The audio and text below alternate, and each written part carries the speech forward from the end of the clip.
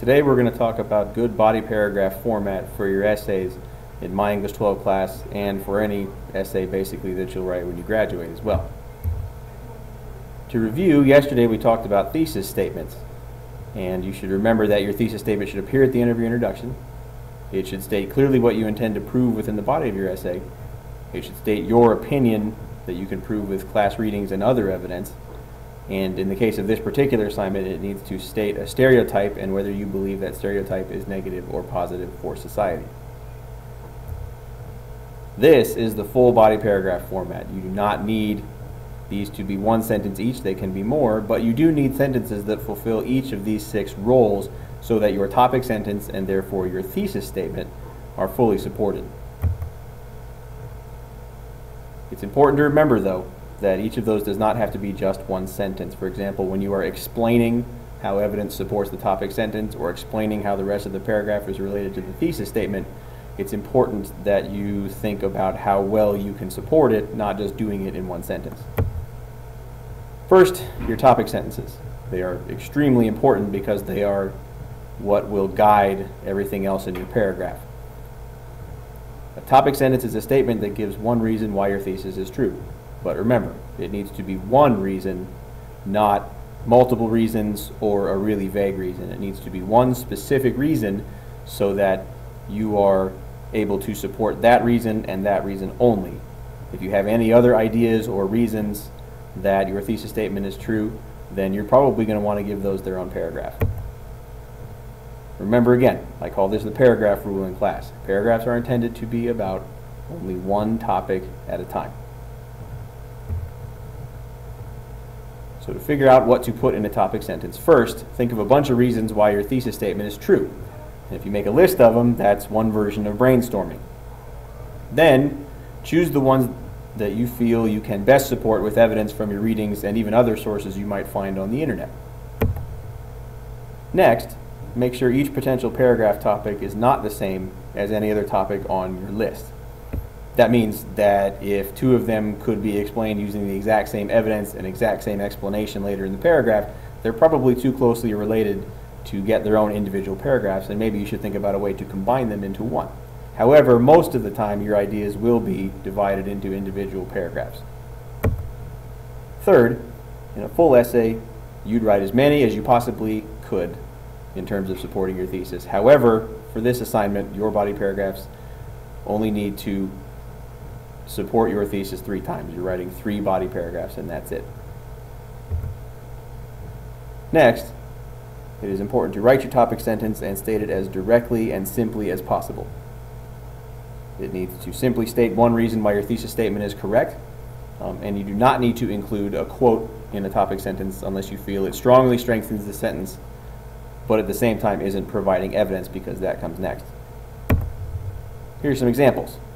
If we're going to have our thesis be the stereotype of men being smelly all the time is bad for society, which is what our assignment asks us to write about, one example of a possible topic sentence that's specific and states one thing that you can talk about with evidence and explanation that also answers the prompt is any of these 3, but the first one says, stereotyping men as smelly is bad for society because it causes some men to go out and buy Axe body spray, which makes them smell even worse.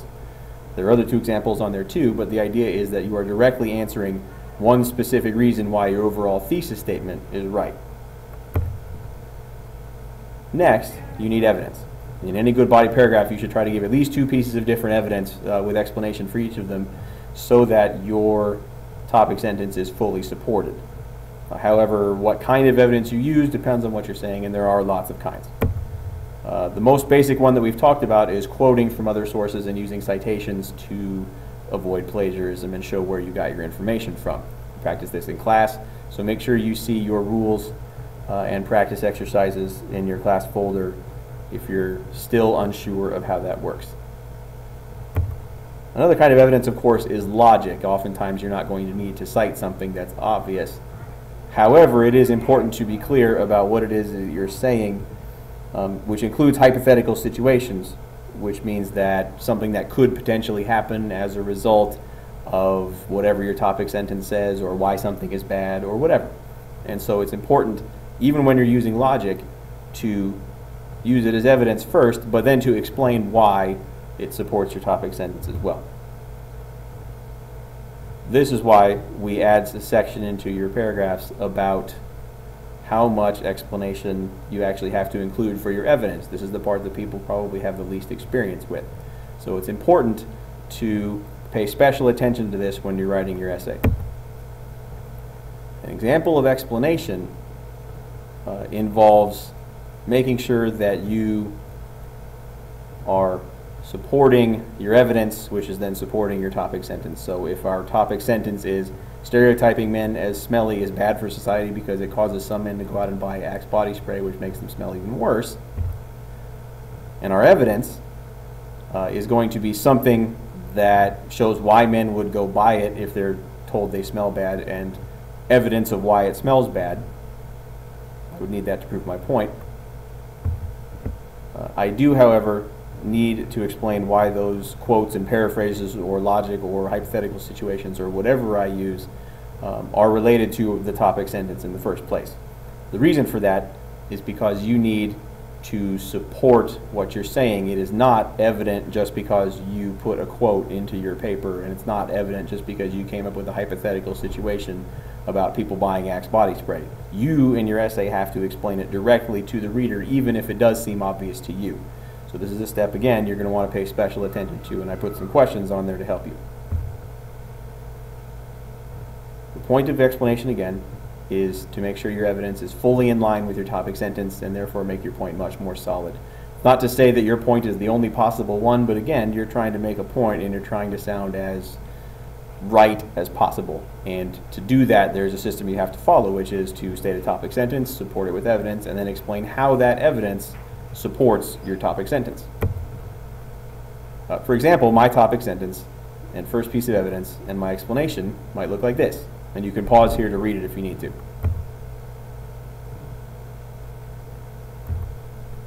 My second piece of explanation and my second piece of evidence together might look like this.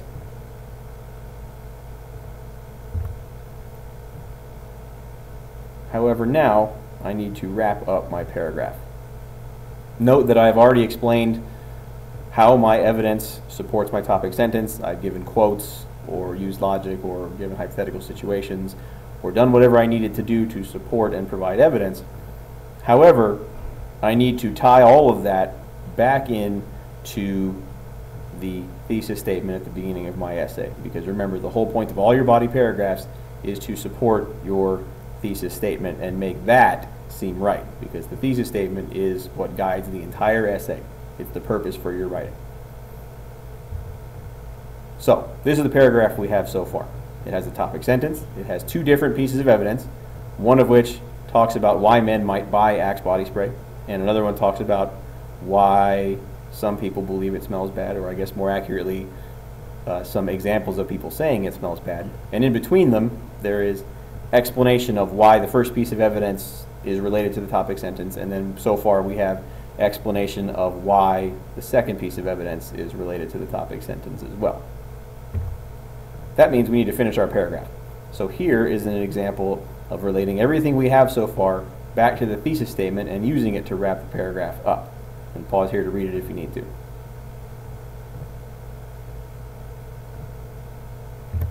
So our whole paragraph would look like this. Note first that you have your topic sentence right here. It's a direct opinion. It states something simple. It makes the exact point you're trying to make, and it supports the thesis statement. Now it's up to you to prove it. Here is your first piece of evidence right here. It does include a citation because it does quote something, but even if I was paraphrasing, it still would do that. Then I need to explain all this evidence and how it ties into the topic sentence. This is going to support my topic sentence much more fully, and therefore make my paragraph much stronger in terms of supporting my thesis. Here is my second piece of evidence. It also has a citation because I quoted a couple of fake quotes. And this is again designed to support my topic sentence. However, I do have to explain exactly what that has to do with the topic sentence. Now, here is my explanation right here so you can see it. Make sure that you do this in all three of your body paragraphs that you're writing for this. And then finally, here is my tie-in to the rest of the essay and the thesis, because you've got to make sure you do that. There are lots of ways to make that happen, but the purpose of these sentences is to tie everything back to the thesis, just like each of the other sentences in this essay serves some kind of purpose. Now to recap. When you're writing a body paragraph, remember to do the following things. Write a specific, direct topic sentence. Use evidence that completely supports the topic sentence. Explain how that evidence is related to the topic sentence and why it's good evidence. And explain how the topic and evidence support the thesis statement. And if you can do that, well, you can see for yourself what you'll have. Now, go write your body paragraphs. Get ready to edit them once you're done with them, but go write your drafts now. And the final draft for this will be due at the beginning of class on Wednesday, September 3rd, 2014, which gives you an extra day on Tuesday to finish up what you need to finish up.